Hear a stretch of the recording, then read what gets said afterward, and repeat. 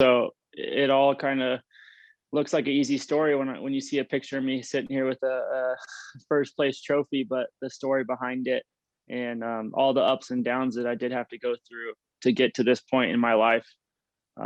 There was a lot of downs, a lot of dark times.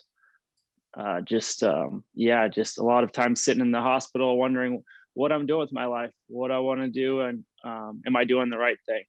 So I think it's all about persevering, and I mean, I'm going to tell you in this story here. Yeah, so I grew up racing BMX. This was from when I was 5 until around 10. I was strictly into BMX. I didn't want to touch a dirt bike, and actually, when I was growing up, my dad was professional. He raced supercross and motocross, so I would always go to the races. I was there all the time, but I still could care less about a dirt bike when I was at this age. All I want to do is ride my bicycle, and I did pretty well. I won some titles in that, but when I got around to 10, 11, I got hooked on dirt bikes. So so this is how it started. I mean, I think this is what kind of transitioned me into a dirt bikes is you don't have to start off so early on a dirt bike.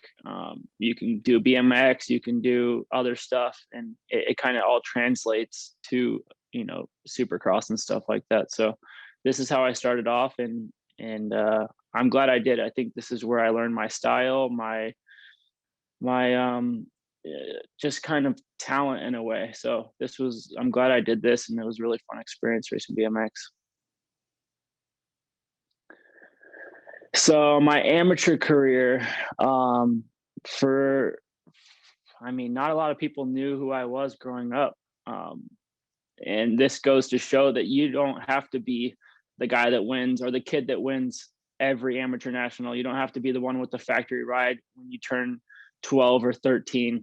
I know there's some kids out there that, if you kind of say to themselves, if you don't have a factory ride when you're that young, then why even keep doing it? But I think it goes to show that I grew up not winning a lot. I was kind of a late bloomer, and I never really had a factory ride. I had to earn everything. I went to all the top amateur nationals, and I was just off of all the top guys. And I raced guys like Eli Tomac, Dean Wilson, Justin Barsha. Man, I feel like my class was pretty stacked. So I was just right behind those guys, and I kind of got overlooked in a way. But I kept my head down. I knew that none of that really mattered until I went pro, and I'm glad I did. So yeah, my amateur career wasn't filled with a ton of highs. It was a lot of seconds, thirds, a couple wins here and there, but mainly just behind that lead group. So I think a lot of your kids that are watching right now, you got to remember that none of that really matters as long as you're just trying your best. If it's what you really want, you keep going at it. Even if you're not winning at the time, just keep grinding and doing those motos and believe in it. And it all comes to pay off when you do go pro. So I went pro in 2009, and I went pro a different way. I actually ended up going to the X Games and raced Supercross there, where traditional way would be racing outdoors. And I went this way. I didn't have a ride. I was a privateer. Not a lot of people knew or heard of me, but I went there, made the main event, and I finished 8th. So I felt like that was a decent showing, and I actually got a call from the Joe Gibbs Racing Yamaha team in 2009, and they let me race the last 4 nationals that year, which I had some top 10s, and I showed some good speed. So thankful for that time. But yeah, I had a tryout with the Supercross team, Troy Designs Honda, at the end of 2009, and they were giving a couple guys a shot to ride a bike, and they took me out to the track, and they gave me 1 day on the bike, and I did what I could. I just showed what my speed was, and luckily David Pingery was the team manager back then, and he saw something in me and took the chance on me. So Late 2009, I signed my first pro deal, which was not not a lot of money. And if I said the number, you guys would be laughing. It was basically riding for free and earning my way, which I didn't have anything to fall back on really. It was, let's try this pro thing out and see what I could do with it. So I signed with them just a 1-year deal, and I was excited. I was super excited to be on that team. They had some good riders and a good bike. So little did I know. You can go to the next slide. I'm not sure if it shows it. Yeah. So late 2009, I was getting ready for Supercross in my rookie year, and the bike shut off on me over a jump, and I had to jump off, and I landed, and the bike smashed into the back of me. I was laying there, and I can remember this so vividly, even though it's 11 years ago now, or 12 years ago. I couldn't feel my legs. I knew something was bad, and I couldn't get up. I was trying everything to get up and had no feeling in my leg. Just pretty much freaking out. It's kind of everyone's worst nightmare is all those thoughts going through your head. If you're going to be be in a wheelchair the rest of your life, or anything like that. So very tough time. I ended up getting hospital after that crash, and I had a completely, just destroyed lower back from my L1 through L5. Luckily, once they laid me on the board flat, I was able to regain some feeling in my legs, and I knew right there that I'm gonna recover from this. I spent over a week in the hospital, and then over a month in a full-time rehab facility where I lived there, and relearned how to walk, learned how to kind of gain my strength back. I was off the bike for over a year. So I missed my whole rookie season, which was 2010. And but there was no doubting that I wanted to get back to racing. I know that was a freak accident. It wasn't on my part. It was the bike's fault. And I knew that if I was able to, I wanted to keep racing. So I did everything possible that year to get back into it. And a year later, I was back on a dirt bike. And luckily, the team that I signed with, they kept me on their roster, and very thankful for that, because they could have just pretty much walked away. And they gave me a shot. So went into 2011, and man, it was another rough year. I think just the back injury, not confident in myself, just doubting myself that my results were just pretty bad. I got hurt early on in Supercross, and that was kind of my career at that stage of my life. I would get going, crash, and have a little short injury and a setback.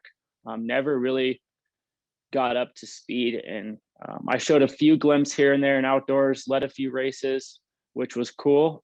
But yeah, I mean, I was there from 2011 to 2013, and showed good speed, but just was never up front. More on the couch with injuries, which was super frustrating. And when you're at that time, if you're injured, and this sport is so crazy that there's so many highs, and those highs are awesome, but there's so many lows also that nobody sees.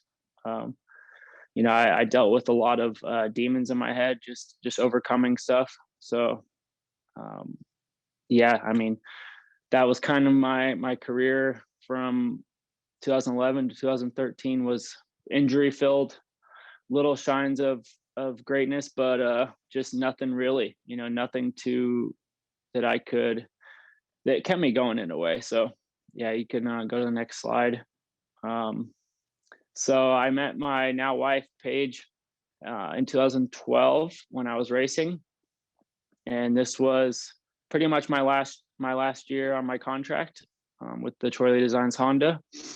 I was struggling still, dealing with injuries, but yeah, I met Paige in 2012, and it was pretty much love at first sight. We went to all the races together. It was, I knew that, she was the one, and it was pretty cool. We got engaged later on that year, and I was dealing with a wrist injury that just didn't want to heal. So we were sitting on the couch one day, and um, I was thinking, I'm like, man, maybe this isn't for me. Maybe we should try something else. Maybe I step away for a while and get a normal job. So luckily, her dad has a company that I could work for. So we made the move to Minnesota, and I'm from California, so I never dealt with any sort of winter.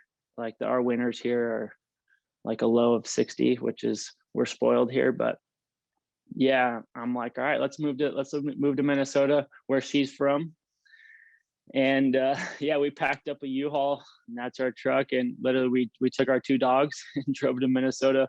I made the call like 2 days before that, and I'm like, all right, this is it. I'm gonna step away. I'll ride for fun, but it's time to get married, start a family, and have a real job. Um, I think it was all the injuries that added up that made me make that decision. So yeah, I mean, some tough times, but I'm glad I did this still too. I think this is where I learned the most in my life, and how well we do have it in motocross and in supercross. When you're an athlete, it's we are spoiled, and um, we get to do that for a living. So went there for 2 years, 2.5 years. I we had a kid, Jagger, in 2000. Yeah, there's Jagger in 2014. We had Jagger, and I raced a couple outdoors here and there, but wasn't full time. Just would do some stuff when the races would come around Minnesota, but was working a full time job.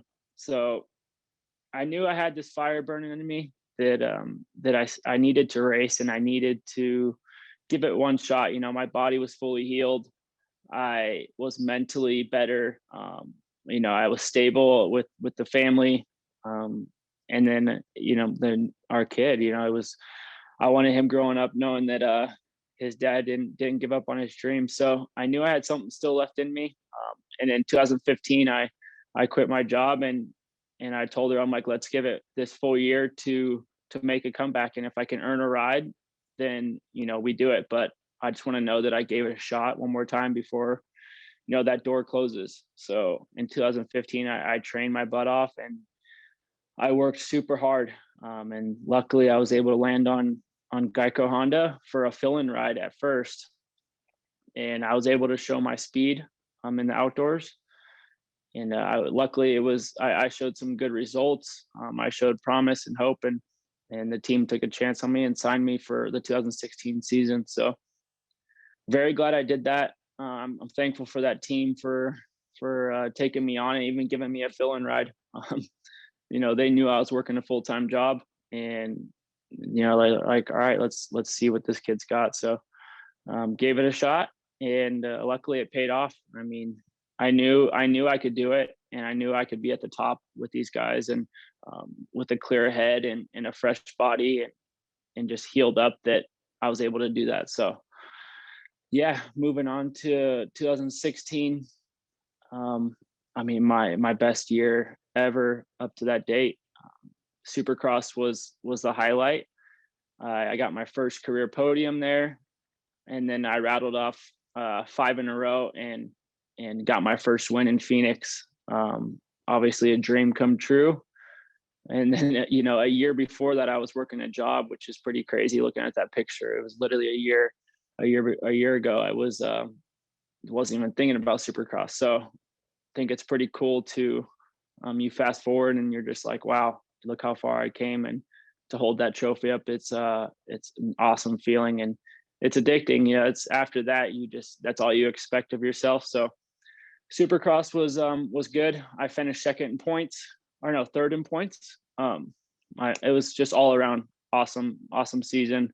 Was healthy, um, just in a good spot. Happy with the team, happy with everyone there, and I went into outdoors. And the second round, I got together with another rider. and I broke my leg. You could see in the picture before.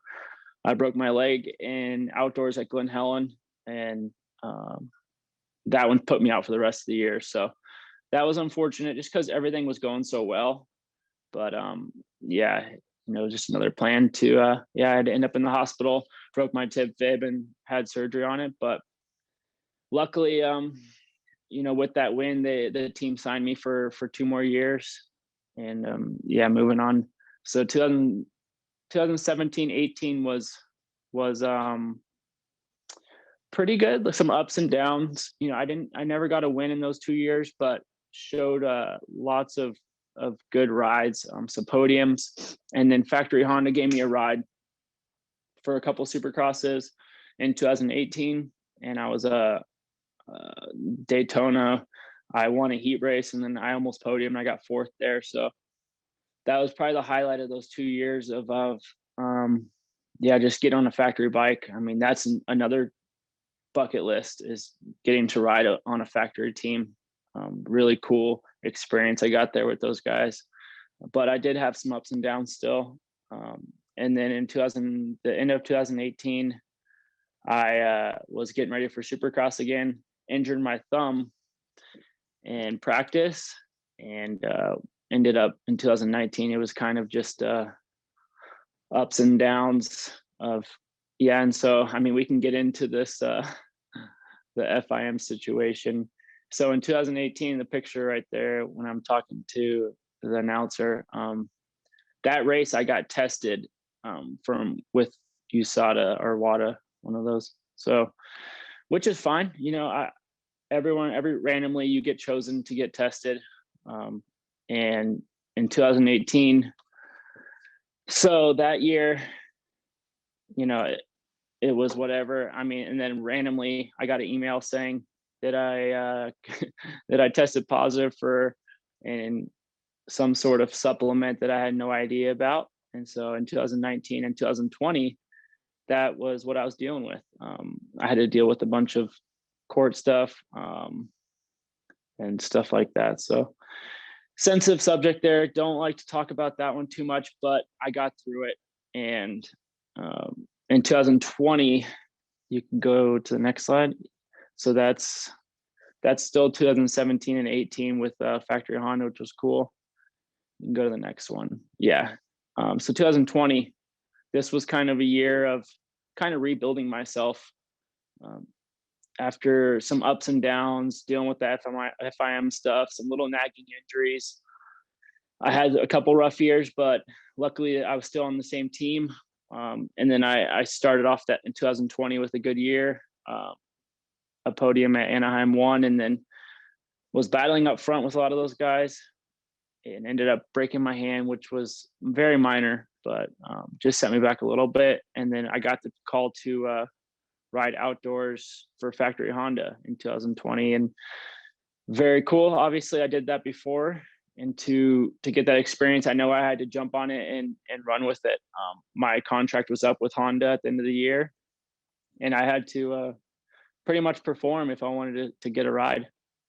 Luckily that whole summer was really good. It was one of my best summers. I ended it with a podium moto, which a 4.2, if you guys know moto, a 4.2 should be a overall podium, but I missed out on fourth overall. And luckily I was able to sign on to Star Yamaha for 2021. This is something that, man, it's a big jump. After being on the same team for 5 years, to kind of, I think I knew the team was moving on for me. It was some time to start something new. And luckily the team over at Star and the owner there, they took a chance on me. And it's somewhere, obviously, if you know moto, their bikes are amazing. They're one of the fastest out there. That they have an awesome program. They have a bunch of champions. And I knew it was a winning team, so I signed a 1-year deal with them, and just got to work. I think I was just more determined than ever to kind of get those wins that I knew I had in me, and to be up front. I know I'm kind of older in the class, and this was kind of my last shot in this 250 class to take advantage of it and win and move up to the 450 class full time. So yeah, we signed to start Yamaha, and the beginning of this year, I raced round 1 obviously, and I ended up winning it, which was pretty crazy feeling. Just a lot of emotion coming off in Houston, and yeah, I held the plate for 3-4 rounds pretty much, and I'm second in points right now and 8 points back with 2 rounds left. So really stoked on where I'm at in life. I think it goes to show, you just never give up. You keep pushing through all the hard times, even if you feel like, everything's kind of against you. You just kind of got to push through that. Pretty crazy times, but yeah, I'm happy where I'm at right now, and I'm excited to keep this journey going. I still have a lot of fire in me.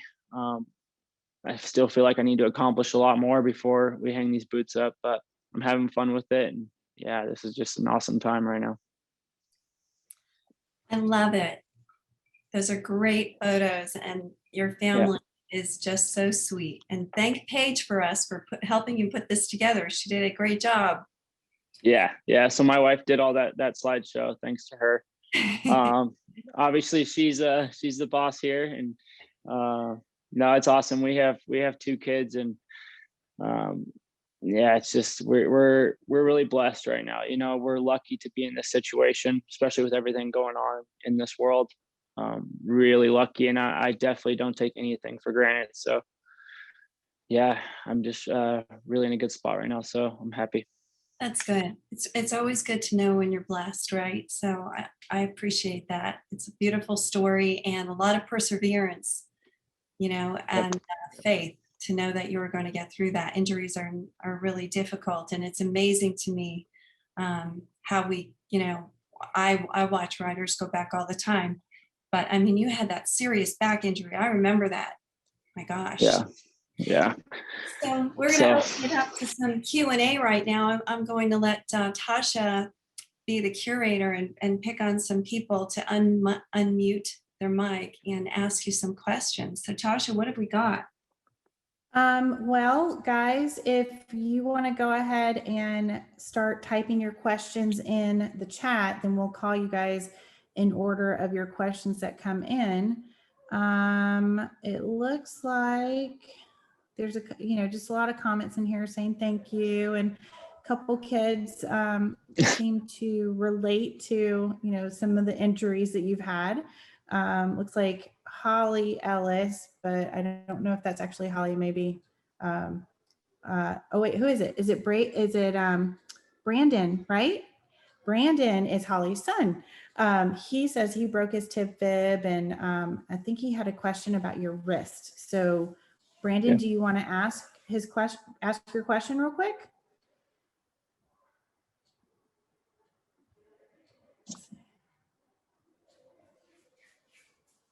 Are you there? You want to go ahead?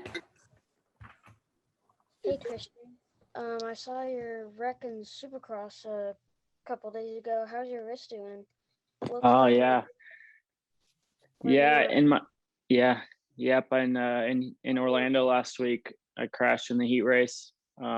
Luckily, nothing too bad, just a bruise and a sprain. And I haven't rode since Orlando, but I plan on riding soon. So I got lucky; I didn't break anything, so it was good. Yes. Brady, do it. Brady. Thank you, Brandon. Looks like we've got a lot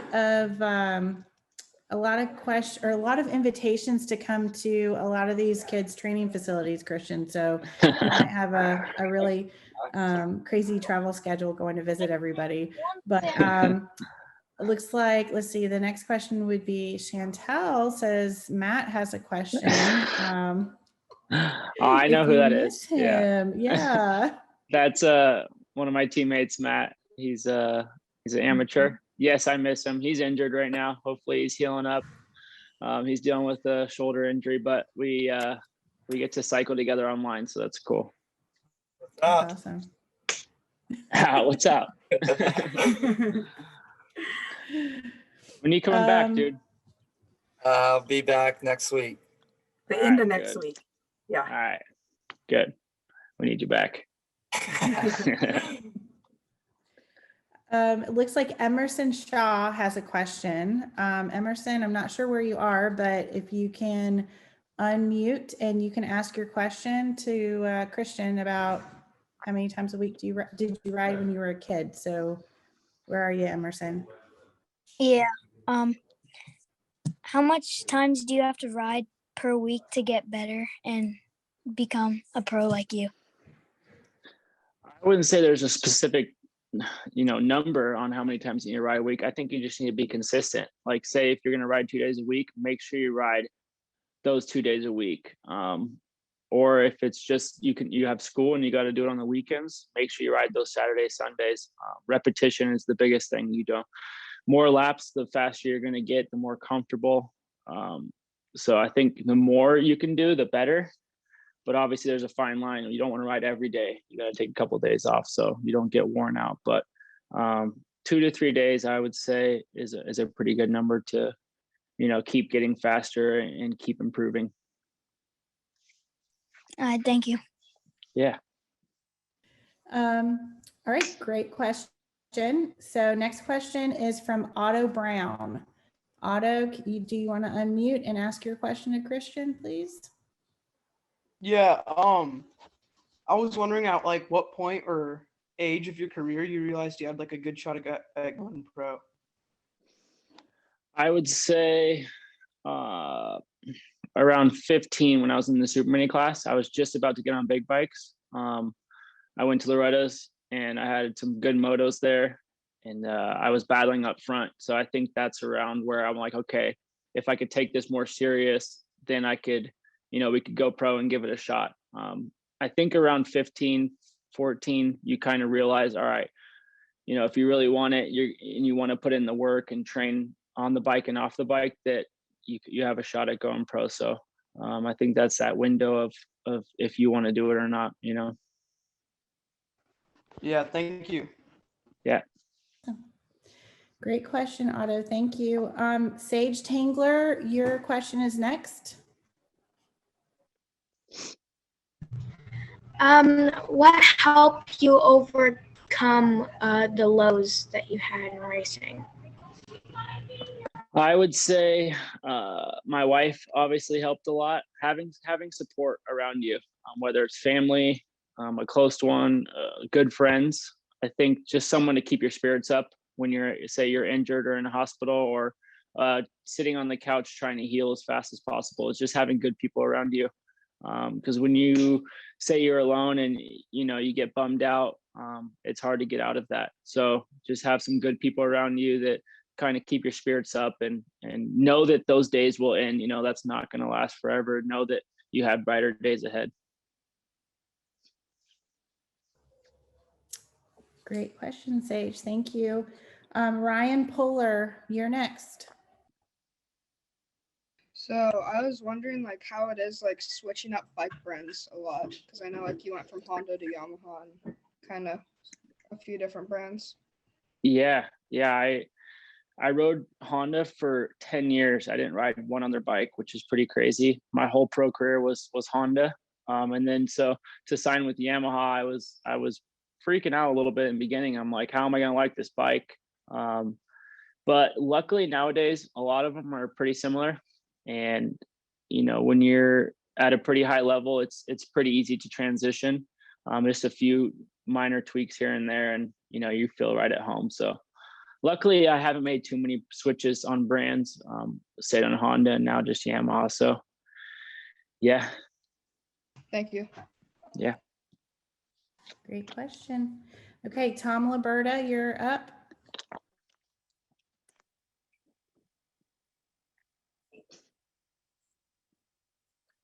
Hi, Christian. How many championships have you won?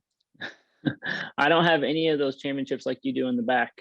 I have no amateur championships. I wish I had that Loretta's championship, but just know that those don't define you. Yeah, they're nice. But the real deal is in when you go pro. That's when you get that #1 title is the biggest thing. So yes, I mean I wish I had as many trophies as you, but I don't. Looks like you got a bright future ahead of you. You must be fast on a dirt bike, but not a lot of amateur championships, and I'm working on that Supercross title right now. I'm only 8 points behind, so we got a shot. I bet you can make those 8 points up and win. That's the plan. I want to get that #1 plate like you do back there. Hey, Christian, he's an even better student than he is a dirt bike rider. That's good. He's That's amazing. good to know. That's good. Hopefully I can win Loretta's this year. Yeah, that's the plan, right? Just train hard, work hard, put in the time, and then it will all pay off. Yep. Thank you. Good luck. Thanks, Tom. Jace, Cash Dollar, you're next. Who is your favorite 250 rider or like best friend? Like I'd say my closest friend would be Carson Mumford. We kind of grew up, well, we didn't grow up the same age. Obviously he's a lot younger, but I showed him a lot growing up and kind of helped him grow into the pro he is today. So I'd say he is probably my closest friend that I also have to race here soon. So it's going to be crazy. Well, good luck this week. Well, next time you race. Yeah. Thanks, dude. You're welcome. Great question, Jace. Wyatt Duff, you're next. What was your best finish at Loretta's as an amateur? Loretta's was tough for me. So my best year, I was going into the final motos, Moto 3, with a 4.4 and a 5.5. And my last moto in Super Mini, I ended up crashing in the 10 Commandments. You probably know what that is. And I slid off the lip going in and I broke my femur. So I didn't get to finish my last motos. And I don't know what I ended up, but yeah, like I said, I didn't even get on the podium at Loretta's before. And man, that's still, I mean, it's pretty crazy to think, you know, how serious people take that. And I didn't even finish on the podium, let alone get a #1 title. So yeah, best moto finish would be 4th. Unfortunately, that's all I got for Loretta's. Man, you guys have some really good Thank you. questions.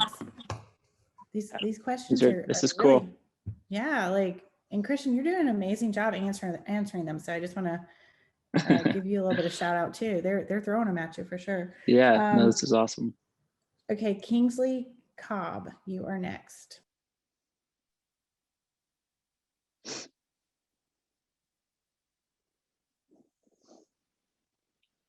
Probably muted, huh? Uh-oh, let's see.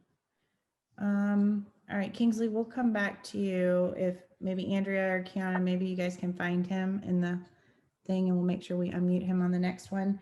Sure. Hunter Carey, you're next.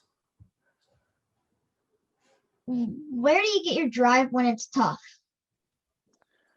I think my kids, I would say that's the biggest thing. I mean, obviously you're young, but I think just looking ahead, like knowing that obviously if you're in a bad spot in that situation, I said this before, but knowing that it's going to be over and you're going to get through it, just kind of got to look on the brighter side of it.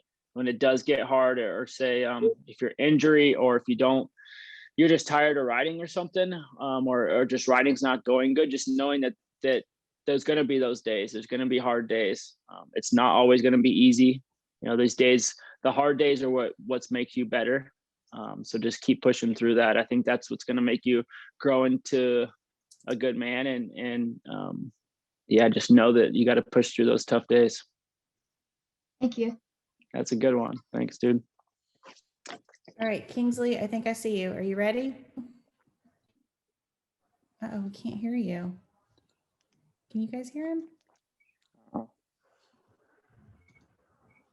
No, I don't hear him. I didn't see him when I looked. I see him. Oh. Kingsley, maybe if you want to jump out and then come back in, we'll let you to ask your question when you get admitted back. Perfect. All right, Brady Olson is next.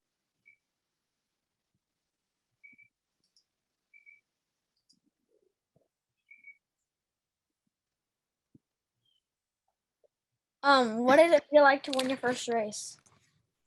Oh, it's amazing.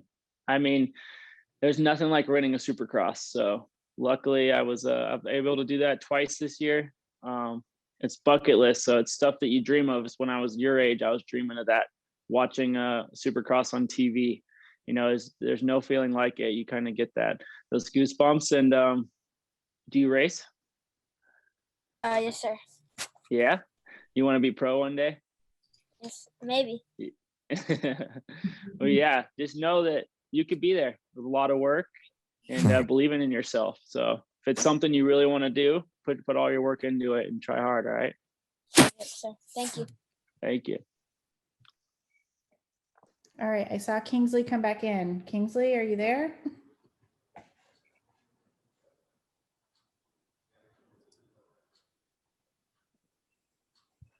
Uh-oh, we might have some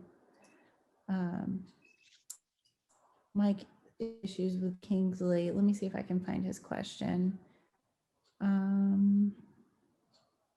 What are your plans for the future when switching 450s? That's Kingsley's question. Yeah, I want to go 450 after this year. So the plan is to win this title. Hopefully, I'm going to put everything I have into it, try to come out on top, and I want to go 450, and hopefully I can land on a good team. My plan is to get on a factory team and sign a multi-year 450 deal. That's kind of everyone's dream when you're in the 250 class. That's the next step, and I plan on doing that. So, yeah, move to 450 next year. All right. Ava Sylvester. Oh my gosh, I'm sorry. I'm doing your last name wrong. Ava, please. It's fine. Sorry. Would you ever want to do any off-road races? Because I know Zach Osborne's done the ISD and GNCCs, and Andrew Short and Michael Essie have raced works. So yeah, I've actually done a works race back in 2011 while I was getting ready for outdoors. I did a works race in Kauai. It was rough. It was 2 hours, I think the pro class was. Those guys are crazy. That's a lot of time on a dirt bike. So I do think I would do that again later on. When I'm done racing Supercross, that would be a lot of fun to try like a GNCC and go to a couple of those races. That'd be awesome. Great question. Okay, Chase E, you're next.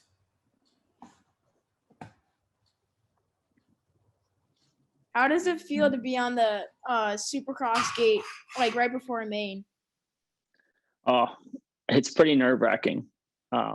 Pretty crazy, especially now that there's fans back.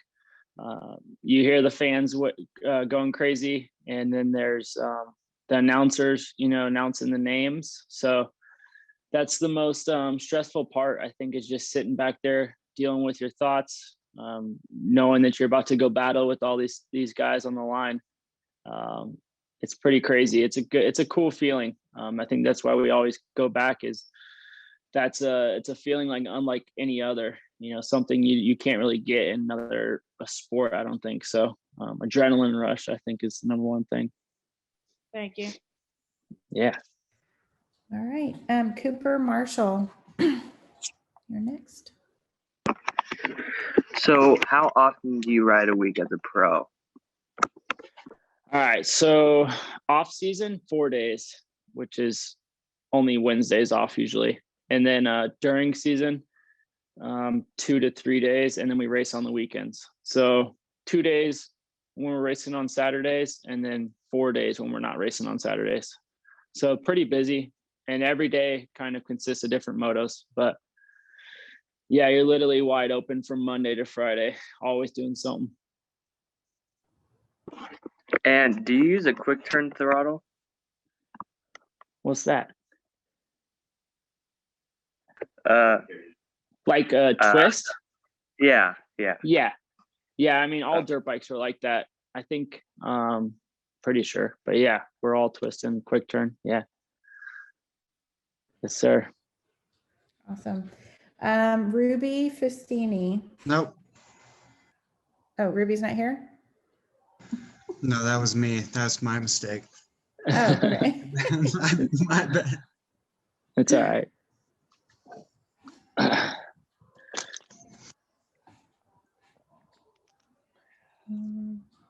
Is Ruby here? I see Ruby, but, oh, there she is. Okay, go ahead.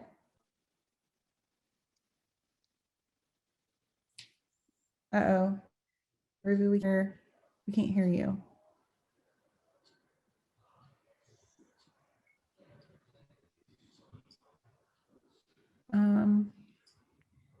Okay, I'm going to ask your question for you. Why do you keep switching numbers? I saw you had a lot of different numbers. Yeah, so in That's Ruby's pros, question. yeah, I mean, I get this a lot. I mean, I wish you add enough points. If you get enough points in the series and both series combined, you can get a career number, which that's the plan. But I've yet to get enough points to earn a career number, and that would be permanent. Every year I'm gonna switch numbers until I earn enough points, and that's just based on how you finish in Supercross and outdoors. So there's only very few people that have career numbers.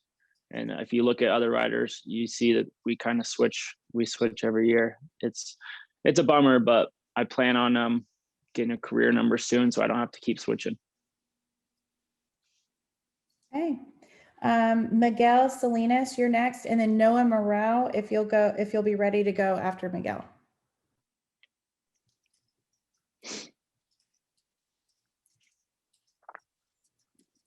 What brand do you want to ride in the 450s?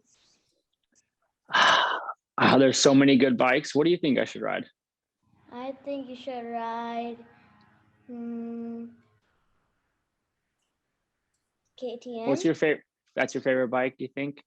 My favorite bike is Gas. Really? I like those. Those are pretty cool. I don't know. Hopefully I can get on something good. It all depends if I can get a factory ride, and then we'll see. We'll see in the future, but KTM sounds good. We'll see. But I mean, I'm on Yamaha right now, so it'd be pretty easy to stay on Yamaha. You win. That's the plan. Thanks, buddy. Bye. See ya.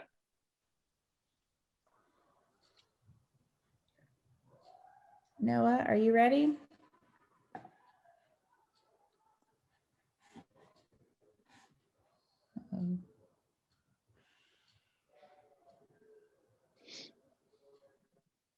Let's see. I don't see Noah, but I see Noah, but I don't think we can hear him. Let me ask his question for you. Let's see. He asked, what was the first bike you started on?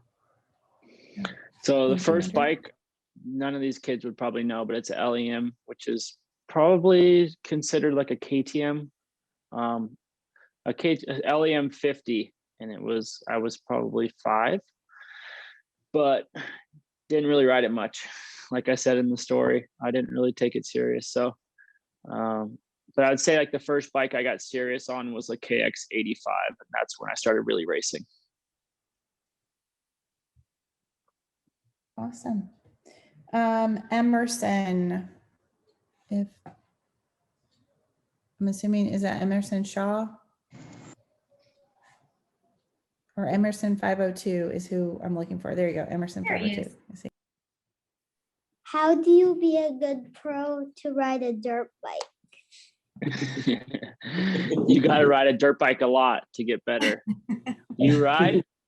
You must ride. I see your KTM jacket. Yeah? Just started. Oh, nice. See, I started around your age too. So it's just a lot of riding, and you're going to get better each time you ride. How old are you? 6. Oh, you're the same age as my kid, Jagger. He's riding a electric 50 right now. And each time he goes out, he gets a little bit better each time. So I'm sure you're on the same path. Yes. Just keep riding. Do lots and lots of laps, right? All right. Thank you. Yeah. Thank you.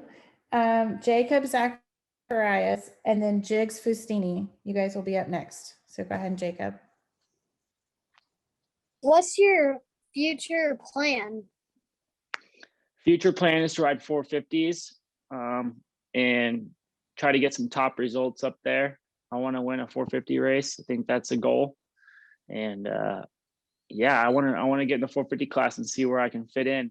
I think I still have a few more years left in me of racing, and that's the plan right now. Just race from 450 soon. Yeah.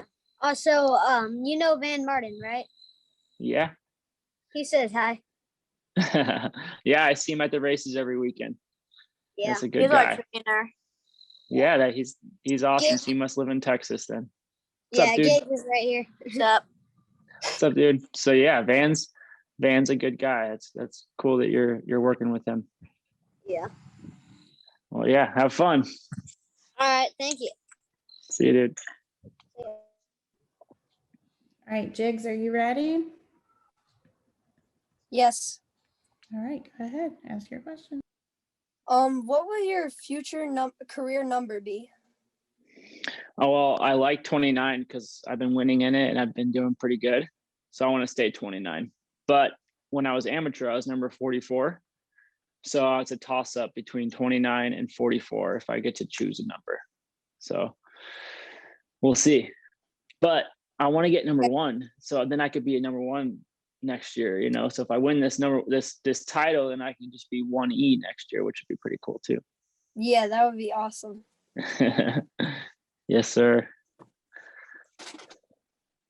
Great, thanks, Jigs. Augusta, one of our coaches, has a question for you.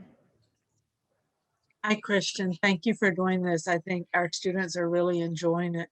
If you Yeah. could give them one piece of advice as a racer and a student, what would it be to help them be successful? I'd say, obviously, if you're pretty young, don't take it too serious on the dirt bike. Have fun with it. Obviously, do your schoolwork. I know that's the last thing you want to do when you're riding dirt bikes. But luckily, On Track makes it easy to do both. So, yeah, I'd say obviously take your schoolwork serious.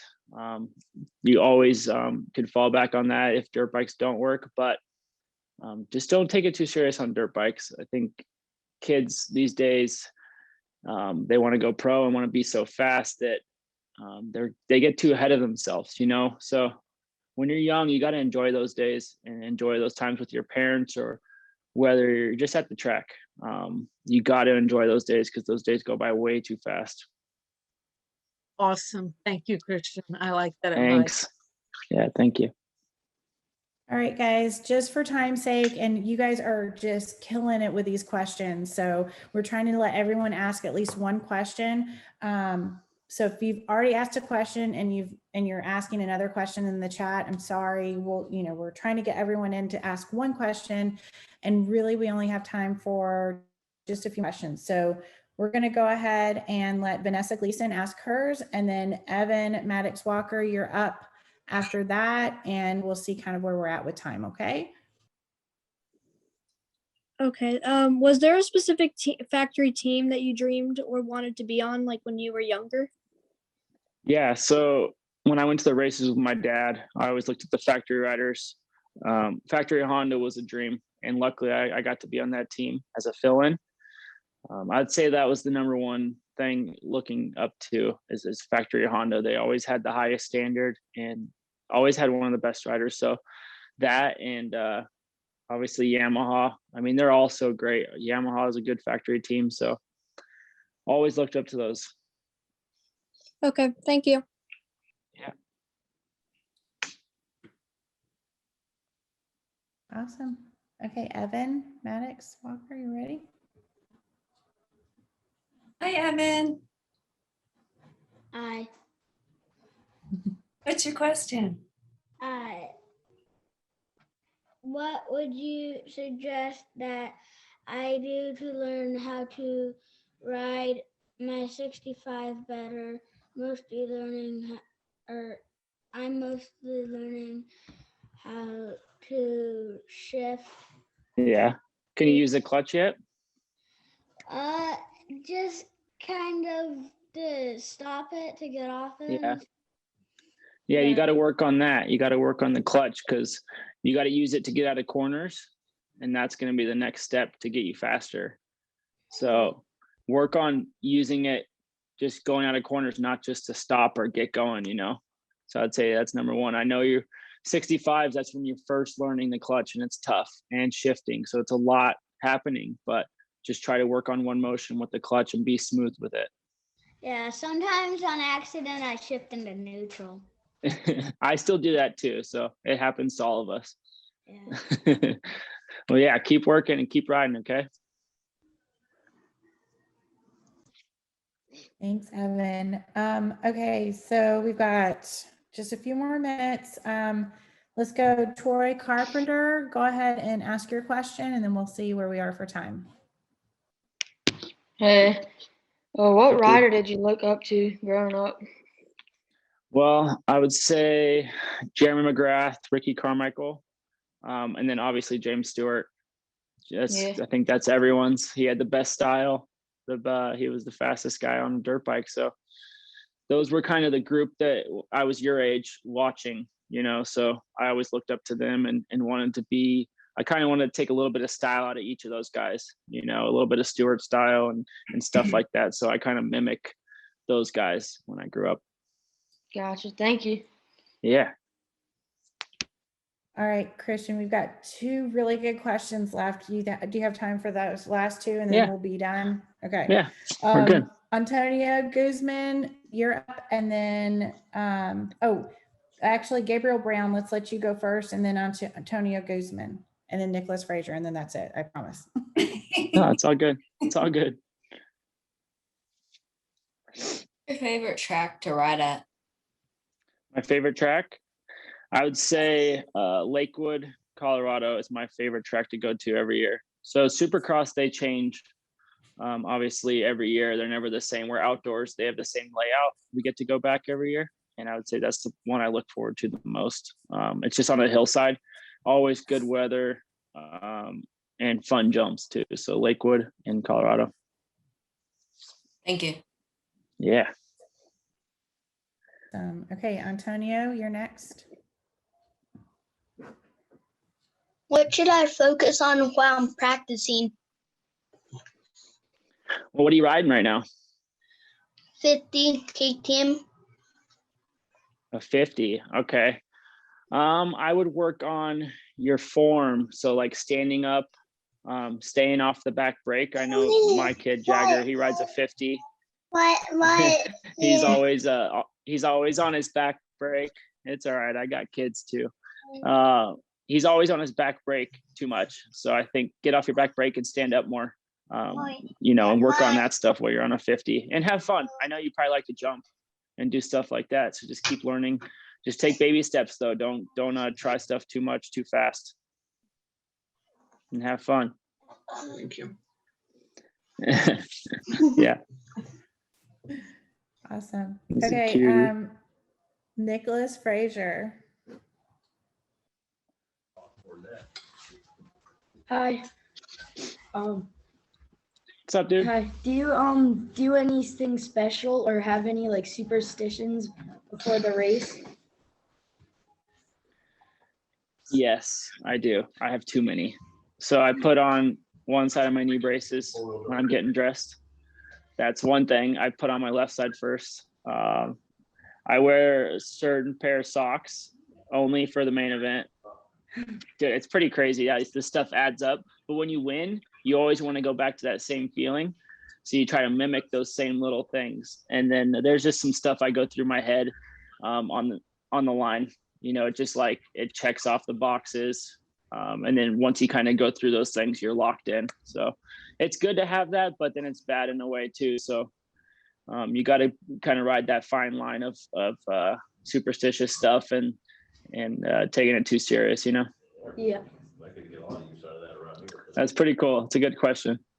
Yeah. There were so many good questions, and everybody's just so engaged. And now you've got a little peek into, what we try and do for our kids. And I just want to thank you so much for, being real and being yourself, because that's who you are, and taking the time, to answer all of these questions. I loved when you said to enjoy, the time racing, because as you can see, we've got a lot of young kids, and they're serious, about Yeah.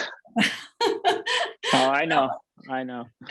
I've been in those same shoes, and all you want is the next day. You want to go to the next race and the next, you want to be pro, and you look so far ahead that, you get ahead of yourself and you kind of forget those days of being in the present moment. So that's what I kind of focus on now. And I look back on those days, and yeah, I was the kid that was always antsy and moving to the next thing. So you got to enjoy them when you're little and have fun with it.